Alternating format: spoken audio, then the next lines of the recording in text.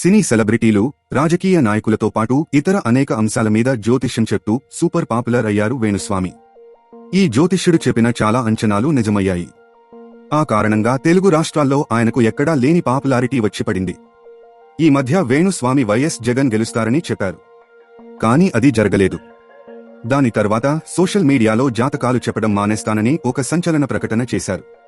తర్వాత ఈ popular astrologer కనిపించకపోయినా సరే యూట్యూబ్లో ఎక్కడ చూసినా ఆయన గురించే వీడియోలు కనిపిస్తున్నాయి. సోషల్ మీడియాలో పోస్టులు, మీమ్స్ అన్నీ హల్చల్ చేస్తున్నాయి.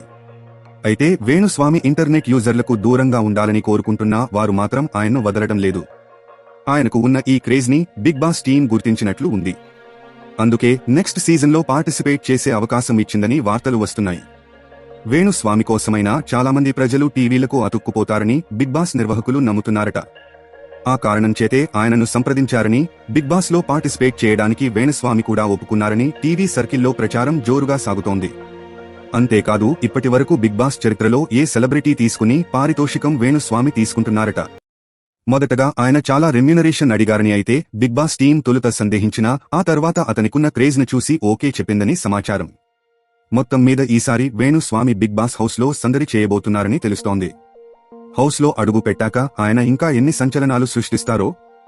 హౌస్ లో జరగబోయే విషయాలను ముందుగానే జాతకం ద్వారా తెలుసుకుని చెప్పగలరా అనేది ప్రస్తుత ఆసక్తికర అంశంగా మారింది. వేణుస్వామి కాకుండా ఇంకా ఈసారి ఎవరెవరిని తీసుకుంటారనేది కూడా హాట్ టాపిక్ గా మారింది.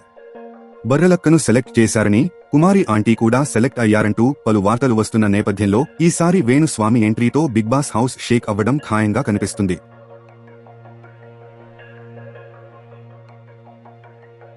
తాజా సమాచారం కోసం లైక్ చేయండి, సబ్స్క్రైబ్ చేయండి, నోటిఫికేషన్ల కోసం గంట సింబల్ ఆన్ చేసి పెట్టండి.